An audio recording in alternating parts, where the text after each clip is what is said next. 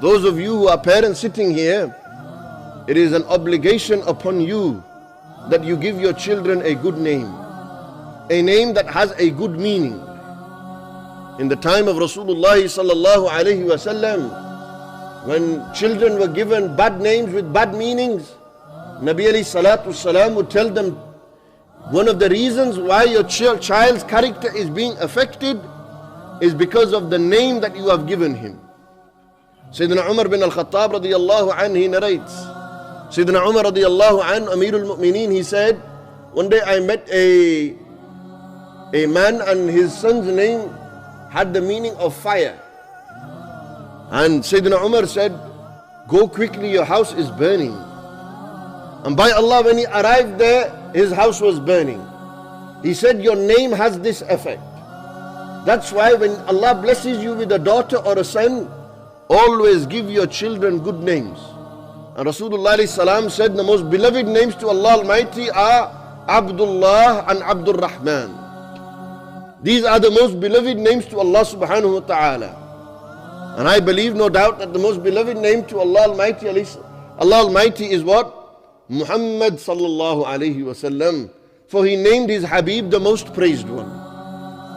Name your children after Rasulullah alayhi salam. Name your children after the Sahaba Kiram. Name them after the Awliyaullah like Sayyidina Abdul Qadir al-Ghailani, Abdul Qadir, Abdul Baqi. Names of Allah subhanahu wa ta'ala preceded and prefixed with Abdul. These are the best names, the most beloved names to Allah subhanahu wa ta'ala. Give your children good names.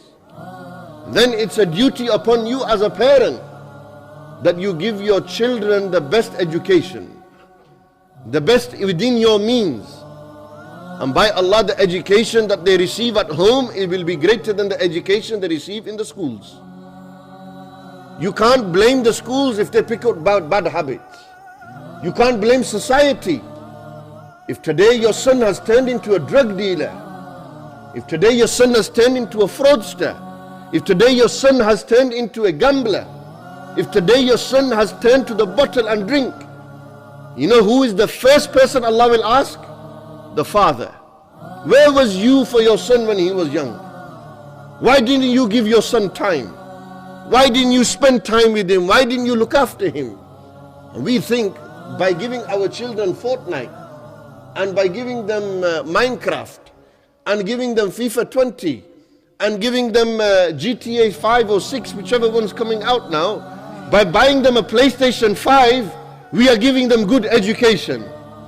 By Allah, when your son has reached the age of akal, he is able to understand, the first thing you should teach him is La ilaha illallah Muhammadur Rasulullah. Teach him the kalima. How many of you have taught your children the kalima when they have reached that age? Instead, we are content and happy that they called us mama and baba, and they are watching tweenies on TV and on the iPads and on laptops, and we throw the mobiles at them. Is this education? Your son's crying, you give him the mobile. Daughter's crying, giving them. What solution is this? In our time, in my time, and I'm only talking 20 years ago, 25 years ago, we cried, our mothers and fathers told us straight, be quiet. They did this. Today, children cry, our children, we are parents today, our children cry, now the new generation, give them iPads. Why? Give them a tasbih. Give them the Quran. Allow them to read the Quran, allow them to study the Quran, teach them the Quran. But instead, what are we? We're more interested in giving them the best education in the dunya by Allah. Islam doesn't say don't be doctors and lawyers. Islam doesn't say don't receive a degree and educate yourself in mathematics and science. No. Islam says be educated, have knowledge.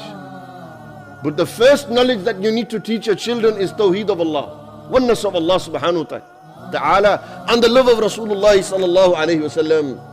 Sayyidina Shafi'i rahmatullah alayhi, Imam Muhammad ibn Idris al-Shafi'i, 7 years old he was Hafiz of the Quran. 7 years old he was Hafiz al-Quran. Where is there any 7-year-olds here? Who is 7? Put your hand up if you are 7 years old. Maybe we don't have no 7-year-olds today. If there is a 7-year-old here, stand up. Nevertheless, a 7-year-old, Imam Shafi'i was 7 and he had memorized the entire Quran by heart. By the age of 10, Imam Shafi had memorized the entire Muwatta of Imam Malik rahmatullah alayhi. Hey, these were the great Imams. They were humans like me and you. They were humans like me and you. Though they lived in the best of generations, but they worked hard, their parents worked hard. Their parents gave them the right education.